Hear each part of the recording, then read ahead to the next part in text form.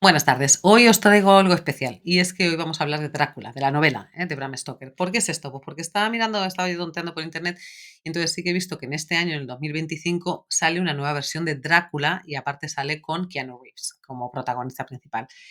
¿Y qué pasa con esto? Bueno, a mí me han encantado los vampiros desde que los descubrí, desde que era una nena. Y con Keanu Reeves me pasó exactamente lo mismo, ¿no? O sea, me enamoré perdidamente de él cuando era una nena. Entonces, ¿qué pasa? A mí no me puedes decir que va a sacar una película de Drácula con Keanu Reeves ahora mismo y que no se me caiga todo. Así es que aquí estamos. Y como llevo tiempo queriendo hacer una serie de reseñas, así como un poco más tal, pues digo, oye, pues vamos a empezar con Drácula. Sabéis que yo soy filóloga, sabéis que me encanta la literatura. Lo que a lo mejor no sabéis tanto, y sabéis que me gusta la literatura de fantasía, es que lo que más me gusta o lo que ha sido una de mis pasiones durante décadas es la literatura gótica victoriana. Así es que digo que, bueno, vamos a hacer esto.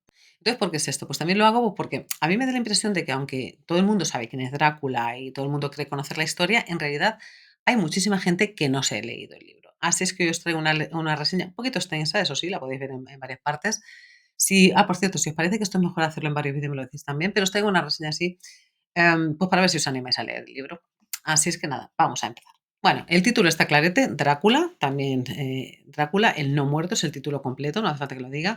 El autor es Bram Stoker y el género literario, los géneros literarios a los que pertenece es la novela gótica, el terror clásico y el cine de vampiros. Drácula se publicó por primera vez en 1897 y se ha convertido en un pilar de la literatura gótica y en el libro que definió la imagen moderna de los vampiros. O sea que si te gustan las historias oscuras y llenas de misterio, esta novela es un imprescindible. ¿De qué va Drácula? Bueno, pues la historia comienza con Jonathan Harker, que es un joven abogado londinense que, bueno, pues quiere labrarse su futuro tal y cual, y viaja a Transilvania porque por lo visto allá hay un conde que quiere comprar X, de hecho una porra de propiedades en Inglaterra y en Londres.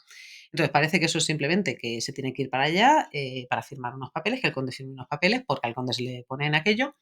Pero cuando llega allí, Jonathan, la cosa se toma un cariz un poquito más oscuro cuando Jonathan se da cuenta de que sí, que Drácula será mucho conde, será lo que tú quieras, lo que también es un vampiro que le chupa la sangre a la peña. ¿Qué pasa? Cuando Drácula llega a Inglaterra, este horror se expande. Ni que decir tiene que Drácula luego no quiere que Jonathan salga de Transilvania, la peña aquí con el cuento, pues no. Se expande y hay un grupo de personajes que se llaman The Crew of Light, que es el grupo de la luz, que están liderados por el profesor Van Helsing, que se unen para enfrentarse a esta criatura de las tinieblas. Una de las cosas muy interesantes acerca de esta historia es que ya hemos mencionado que está narrada de forma epistolar, ¿no? Con recortes de periódico, con diarios, con cartas, etcétera. Esto le da un aire muy, muy realista y hay veces que te da la sensación de que realmente lo que estás viendo o lo que estás leyendo es un archivo secreto sobre un caso sobrenatural. ¿Por qué leer Drácula? Bueno, pues porque aparte de ser una historia de vampiros, Drácula es también un retrato fascinante de la sociedad victoriana de la época, ¿no? De los miedos, de los deseos que tenían. La narrativa epistolar que hemos dicho te mete de lleno en la mente de los personajes, porque es como realmente como si estuvieras ahí al lado de ellos leyendo sus pensamientos más íntimos, sus miedos, los deseos que tienen, etcétera. A veces es incluso un poquito molesto, ¿no? Porque realmente estás leyendo los diarios íntimos de una persona, ¿no? Ahí por encima de su hombro. También es interesante, pues, o sea, otra razón para leerlo es porque este libro asentó las bases de todo lo que sabemos o creemos saber sobre vampiros hoy en día. La versión al ajo, los crucifijos, la estaca en el corazón. También asentó, por ejemplo, la capacidad para convertirse en otros seres inferiores, ¿no? Como los llaman en el libro, como pueden ser lobos o murciélagos, o también para manipular fenómenos atmosféricos, incluso convertirse en ellos, ¿no? Como cuando Drácula, cuando el vampiro se convierte en niebla. Bueno, pues todo esto salió de aquí, si no todo, la inmensa mayoría. Bueno, hay cosas, por ejemplo, en Noches de Sombra también hablo de otros vampiros que también se podían convertir en niebla y manipular el clima, etcétera, pero eso es otra cosa. Así es que si te gustan las historias de miedo, de terror psicológico y con una buena dosis de simbolismo, Drácula es tu libro. Acerca del simbolismo en Drácula podemos estar hablando meses. Vale, pasamos ahora a hablar acerca de los temas principales del libro. Tiene muchos, ¿eh? Tiene muchos temas, subtemas, etcétera, etcétera. Pero uno de los principales que tenemos es el choque entre lo antiguo y lo moderno. ¿Por qué? Porque tenemos ahí a Drácula, que representa un mal ancestral, ¿no? Es un terror atávico de la humanidad. También hablo de esto en Noche de Sombras, ¿no? Es este terror a lo que esconde la noche, las criaturas de la noche. Pero ahora, esta criatura de la noche, que a veces es un poco incomprendido Drácula, por mera supervivencia, tiene que enfrentarse al progreso, a la ciencia y a la tecnología de la época victoriana. Así es que tenemos ahí un choque cultural y un choque de mentalidades que desde mi punto de vista sigue siendo tan actual a día de hoy como lo era en tiempos de esto. Otro megatema dentro de Drácula es el de la sexualidad y el deseo reprimido. No sé si sabéis, si pilotáis así un poquito de la mentalidad victoriana, pero vamos, ahí se veían todos muy rectos, muy puritanos, muy tal y cual, y allí había, claro, pues una sexualidad reprimida de tres pares. Así es que la novela está llena de metáforas pues, sobre la atracción, el control y los tabúes de la época. O sea, yo cada vez que hablo de esto siempre me acuerdo de mi profesor de literatura inglesa en la carrera, que cuando vimos este libro siempre decía que no dejaba de sorprenderlo que la censura victoriana hubiera permitido que se publicara, porque hay muchísimas escenas dentro de Drácula que están hipercargadas de sensualidad, de erotismo, etcétera. Pasamos al tercer megatema que tenemos dentro de Drácula y es el de la alteridad. La alteridad es un tema que Stoker explora a lo largo de toda la obra y es este miedo a lo otro, a lo extraño, a lo extranjero, a lo desconocido, a lo que no entendemos, en suma. Y esto es desde que nos mete en los paisajes de Transilvania hasta la llegada de Drácula a Inglaterra, ese miedo al otro está presente en toda la novela. Al igual que nos pasa con el tema del simbolismo, etcétera, de esto podríamos hablar mucho, ¿no? De la alteridad, de cómo se muestra la alteridad en el personaje del conde, de cómo se muestra, por ejemplo, también en el personaje de las chicas que hay allí. Pasamos ahora al estilo y la narrativa de la novela, ¿no?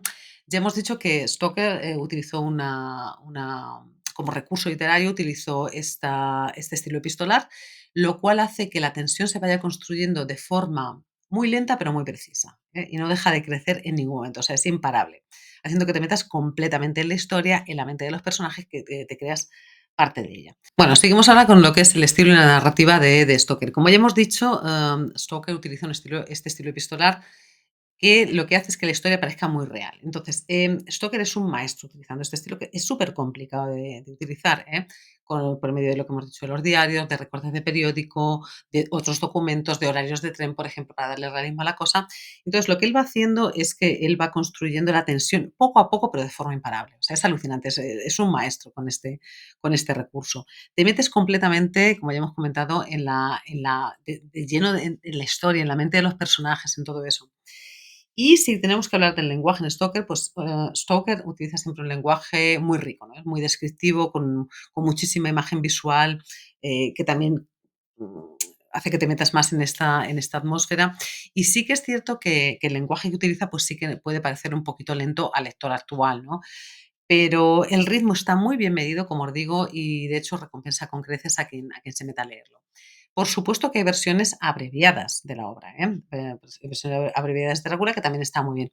Personalmente recomiendo el original, pero también soy una convencida de que mucho mejor leerse una versión abreviada de una obra maestra que no leerse en absoluto. Pasamos ahora a los personajes principales de la obra. Primero, por una parte tenemos al conde Drácula, que es el villano por antonomasia, ¿no? Es inteligente, es aterrador y tremendamente carismático. O sea, es un personaje que digamos que te enamora y te acojona a partes iguales. Este es el primero. Luego ya de los que se le enfrenta tenemos a Jonathan Harker, que es el abogado que hemos comentado, que tiene un arco de personaje bastante alucinante porque empieza como víctima, pero evoluciona a luchador, incluso a guerrero, y es clave para la historia. La siguiente que tenemos es Mina Murray, después Mina Harker, porque va a ser la esposa de Jonathan Harker, que es uno de los personajes femeninos más interesantes de toda la literatura victoriana, ¿no? Representa la moralidad victoriana por una parte, muy recta, tal y cual, sin salir de su lugar, pero por otra parte tiene una mente propia, ¿vale? Toma decisiones por su cuenta y riesgo y no le tiembla el pulso a la hora de actuar y de hacer lo que ella piensa que es lo que se tiene que hacer. También tenemos a Van Helsing, que es el profesor Van Helsing, que es el cazavampiros, también por excelencia, que lo hemos visto mil veces en películas, etcétera, etcétera. Este es un hombre de ciencia y de fe, que no excluyen la una a la otra, y utiliza ambas para luchar contra Drácula. Nos vamos a dejar ahora mismo aparte nos vamos a dejar fuera a los otros tres compañeros de aquí y vamos a pasar también a Lucy Westenra, que es la amiga de Mina y que se convierte en un personaje bastante trágico, perdón, pero clave en el desarrollo de la historia, ¿vale? Lucy igual se podría hacer un estudio completo acerca de ella porque es una figura alucinante, fascinante y sus escenas sí que están súper cargadas de simbolismo y de emociones. Tengo la intención, por cierto, de hacer una serie de vídeos sobre curiosidades de Drácula y de Bram Stoker y ahí nos vamos a meter allá. Vamos a hablar ahora de los pros y contras, de por qué deberíamos leer Drácula o de por qué no deberíamos leerlo. Entonces, los pros, bueno, lo que estamos diciendo, es la atmósfera gótica por excelencia, te atrapa desde la primera página. Más cositas, personajes icónicos, ¿vale? Icónicos que han definido el género, pues Drácula, Mina, Van Helsing, todos estos, ¿no? Y luego también temas bastante profundos que van bastante más allá de lo que se le podría presuponer a una simple novela de terror. O sea, si quien piensa que Drácula es una simple novela de terror, de verdad debe leérsela. Razones para no leérsela. Pues lo que hemos dicho, que algunas partes pueden parecerle lentas a algunos lectores modernos que estamos acostumbrados a ritmos más rápidos. Y ojo con esto, porque claro, hay actitudes que reflejan los valores de la época victoriana, lo que puede chocar a algunos lectores actuales. Pero esto nos va a pasar con cualquier obra clásica, ¿vale? Tendemos a leer obras clásicas, igual que a verlas o a escucharlas tal y cual, con los ojos y la mentalidad del presente. Pero claro, es que hay que leer las obras en su contexto. O sea, cualquier obra de arte es una hija de su época. Y Drácula refleja perfectamente la mentalidad de finales del siglo XIX. O sea, y aún así tenemos personajes como Lucy o como Mina que son alucinantemente transgresores para este momento, ¿no? Mi opinión personal. ¿Qué pienso yo? ¿Recomiendo yo Drácula? Definitivamente. O sea, esta novela hay que leerla. Es una obra maestra. A mí me fascina lo que ya he comentado de cómo Bram Stoker construye la tensión poco a poco, que te mete ahí dentro, que te cierras el libro y todavía sigues viviendo en el libro un tiempo más tarde. Por ejemplo, una de las escenas que me encanta es cuando Jonathan Harker está explorando el castillo, ¿no? Que luego cuando se encuentra con las tres vampiras. Y entonces es esta sensación de aislamiento, de peligro que te entra cuando estás leyendo, ¿no? O sea, que como suelen pasar en el pasillo, metes un bote de tres pares de narices, ¿no? O sea, que sea Drácula. Y bueno, y sí, eso, que sí, algunas partes son lentas, sí, claro que son lentas, bueno, es que no se puede tener todo, pero que merece la pena, totalmente, totalmente. Entonces, ¿a quién se lo recomiendo? Bueno, pues se lo recomiendo, por supuesto, a quien le gusten las historias góticas y oscuras, a quien le guste el terror psicológico y de misterio y a quien quiere explorar una sociedad por medio de su literatura. Por ejemplo, si te han gustado los Frankenstein de Mary Shelley o los cuentos de Edgar Allan Poe, pues este también es para ti.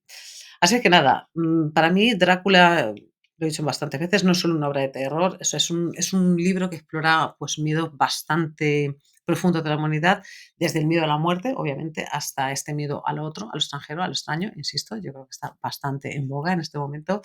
Y nada, yo creo que esta es una novela que te va a acompañar toda la vida. Es la obra maestra de terror. Espero que os haya gustado, lo siento, esto es larguísimo, es hiper largo. Decidme si os parecería mejor que lo fuera recortando en partes. Tengo otra cosa sacada que es de curiosidades, que es lo que os he comentado antes, pero esa yo creo que es lo que voy a hacer en partes porque esto es larguísimo. Pero bueno, me encantará saber lo que opináis. Muchísimas gracias por vuestro tiempo y atención y hablamos pronto. Lo que sea en los comentarios. Chao. O en la página web, que esto está en la página web también, por cierto.